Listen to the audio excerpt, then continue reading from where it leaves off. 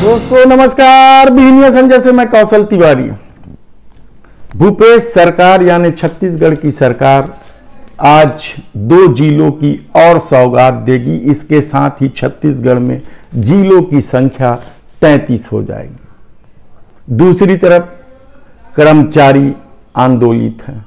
नियमितीकरण की मांग को लेकर सत्ता में आई भूपेश सरकार के सामने सबसे बड़ी चुनौती तो कर्मचारियों की मांगों को लेकर है। किसी तरीके से कर्मचारी अधिकारी फेडरेशन का आंदोलन समाप्त करवाने में भूपेश सत्ता सफल रही है।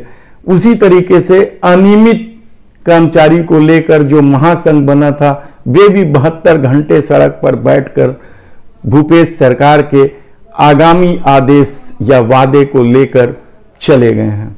लेकिन वन कर्मचारी संघ धरने पर बैठा है। ये वे वन कर्मी हैं जो नियमितीकरण की मांग को लेकर पिछले 1 पखवाड़े से अधिक समय से आंदोलनरत हैं। इस दौरान पोला त्योहार आया, तीजा त्योहार आया और वे आंदोलनकारी पंडाल में ही त्योहार मनाए। महिलाएं उपवास रखी और महिलाओं के साथ बहुत सारे पुरुष कर्मचारी भी हड़ताल पर रहे।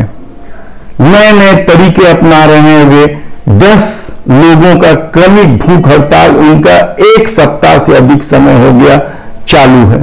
वे लगातार प्रदर्शन कर रहे हैं, अपनी मांगों को लेकर लगातार सरकार का ध्यान आकृष्ट करने लगे हैं। और अब सरकार का ध्यान गया है या नहीं गया है, यह एक अलग बात है। लेकिन आम आदमी पार्टी, भारतीय जनता पार्टी के साथ अब तृतीय वर्ग कर्मचारी संघ ने भी वन कर्मियों के इस मांग को लेकर अपना समर्थन दे दिया है। कल पंडाल में भी पहुंचे कर्मचारी संगठन के नेता और नैतिक समर्थन दिया और यहां तक कहा कि जरूरत पड़ी तो वे सड़क की लड़ाई भी वन कर्मियों के लिए लड़ेंगे।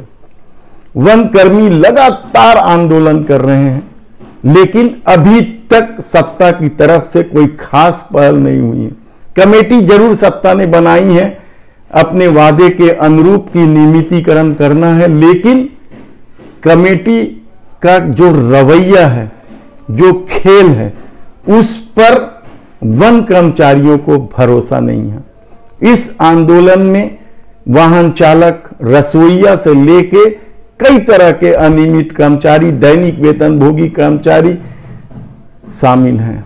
लेकिन सत्ता किस तरीके से इस आंदोलन को देखती है यह अलग बात है। लेकिन वन कर्मचारियों में इसके बाद भी कोई जोश खत्म नहीं हुआ है। वन मंत्री होश में आओ, मुख्यमंत्री होश में आओ, मुख्यमंत्री होश में आओ। अब महामंत्री ने, जो संगठन के महामंत्री हैं संघ के, उन्होंने कहा है कि अब आने वाले दिनों में वे आमरण अनशन करेंगे। आमरण अनशन का मतलब सत्ता अच्छे तरीके से जानती है और यदि वन कर्मचारी आमरण अनशन में बैठ गए अपनी नियमितीकरण की मांग को लेकर, तो शासन के सामने यह बेचैन कर देने वाली बात होगी। देखना यह होगा कि आने वाले दिनों में वन कर्मचारियों की इस मांग को लेकर सत्ता किस तरीके से पहल करती है। जबकि धरना स्थल में लगातार आंदोलन होने की वजह से इस तीज त्योहार में ट्रैफिक व्यवस्था का बुरा हाल है। आम लोगों को, खासकर उस इलाके से गुजरने वाले जो वहीं रहते हैं, उन्हें बेहद तकलीफ का सामना करना पड़ रहा है। इसके बाद भी आंदोलन समाप्त करने की कोई पहल विशेष रूप से नहीं करना हैरान कर देने वाला है। दूसरी तरफ छत्तीसगढ़ में विश्व स्तर का शतरंज प्रतियोगिता होने वाला है। इस प्रतियोगिता को लेकर ओलंपिक संघ के महासचिव गुरचरण सिंह होरा ने बताया कि 16-17 देशों के ग्रैंड मास्टर, चैलेंजर्स आ रहे हैं और यह अपने तरह का महत्वपूर्ण प्रतियोगिता है।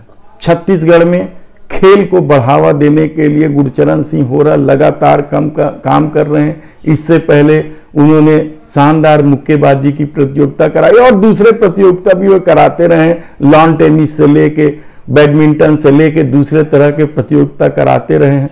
और यह प्रतियोगिता किस तरीके से महत्वपूर्ण है यह देखना होगा। जा रहे हैं इसका पूरा ब्यौरा आपको हमारे छत्तीसगढ़ राज्य शतरंज संघ के महासचिव विनोद राठी जी इसका पूरा ब्यौरा देंगे। बताता हूँ कि टूर्नामेंट और इससे संबंधित सारी जानकारी आपको। इस प्रतियोगिता में शानदार खिलाड़ी आ रहे हैं। छत्तीसगढ़ के खिलाड़ियों को सीखने का भी मौका मिलेगा और अपने रेटिंग बढ़ाने का भी मौका मिलेगा। दूसरी तरफ ओणम त्योहार को कल सेलिब्रेट किया गया, शानदार ढंग से मनाया गया। काफी हाउस से जुड़े वर्कर्स, कर्मचारी यूनियंस कहना चाहिए, ने सर्किट हाउस में ओणम का शानदार त्योहार मनाया। इनके परिवार के सारे सदस्य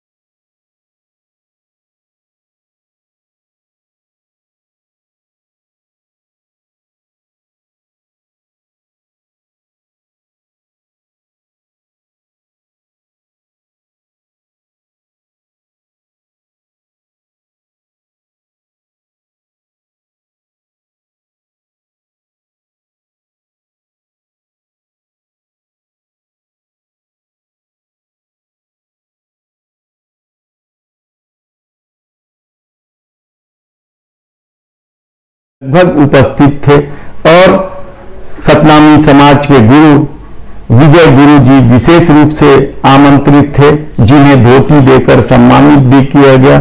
काफी हाउस के जो नियमित ग्राहक हैं पिछले 25-30 सालों से, उन लोगों को भी विशेष तौर पर बुलाया गया था और